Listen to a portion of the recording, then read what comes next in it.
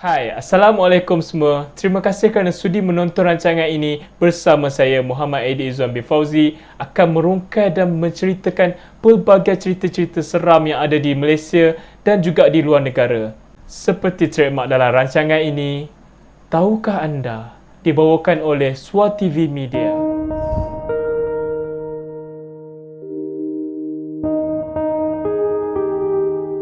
Tahukah anda tentang cerita yang menjadi bualan orang daripada dulu hinggalah kini? Cerita ini sangat kejam dan mistis yang penuh dengan persoalan, pertanyaan yang pernah berlaku di Malaysia. Cerita ini mengisahkan tentang Mona Fendi. Sebelum saya menceritakan lebih lanjut tentang cerita ini, saya akan mencerita siapa itu Mona Fendi. Tahukah anda Mona Fendi dengan nama sebenarnya ialah Maznah binti Ismail yang lahir pada tahun 1956. Dia ialah seorang penyanyi pada satu ketika dahulu. Dia sangat popular ketika itu dengan mengeluarkan single yang pertamanya iaitu yang bertajuk Ku Nyanyikan Lagu Ini. Ketika kemuncak popularnya Mona Fendi ini sebagai seorang penyanyi, dia pun sangat gembiralah kerana dia banyak job. Dia ada banyak show, dia boleh pergi menyanyi merata tempat. Hinggalah sampai satu kemuncak, Mona Fendi jatuh kerana banyak pesaing-pesaing anak muda yang lebih berbakat dan menyanyi. Lagu carta dia telah jatuh dan anak-anak muda yang menyanyi lebih bagus daripada dia mengangkat carta lebih tinggi. Hinggalah sampai terdetik dekat Mona Fendi ini untuk berubah daripada penyanyi ingin menjadi seorang dukun. Dukun itu apa? Dukun itu ialah seorang pengubat tradisional.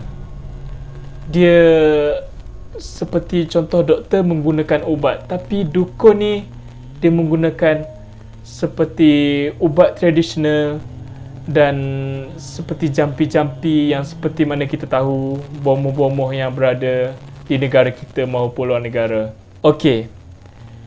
Ketika dia berubah untuk menjadi dukun, dia menjadi dukun untuk ubat orang. Ketika Mona Fendi ini bergelar sebagai seorang dukun, dia ni sangat terkenal dengan perubatannya yang sangat berkesan. Ramai pelanggan apabila dia menjadi dukun yang mengatakan perubatannya berkesan.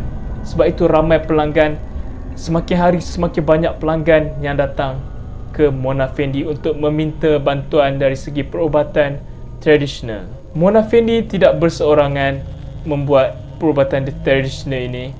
Mona Fendi bertemankan suaminya yang bernama Muhammad Effendi Abdul Rahman.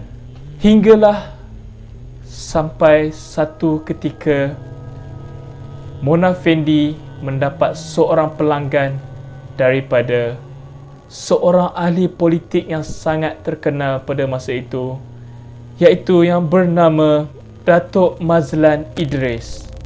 Pada masa itu, pada tahun 1993, Datuk Mazlan Idris ni meminta pertolongan daripada Mona Fendi.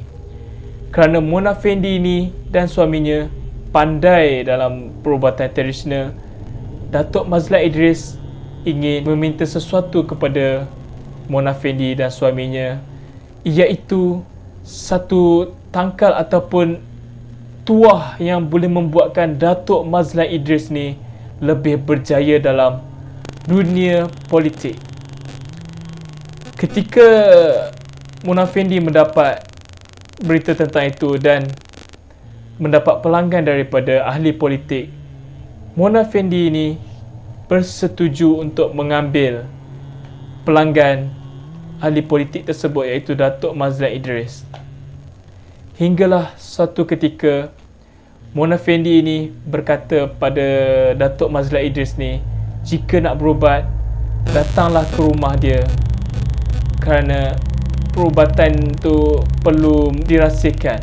Dan ketika itu Datuk Mazlan Idris pun bersetuju untuk pergi ke rumah Mona Fendi dan suaminya untuk mendapatkan perubatan tradisional, rawatan untuk mendapatkan tuah untuk dia berjaya dalam bidang politik.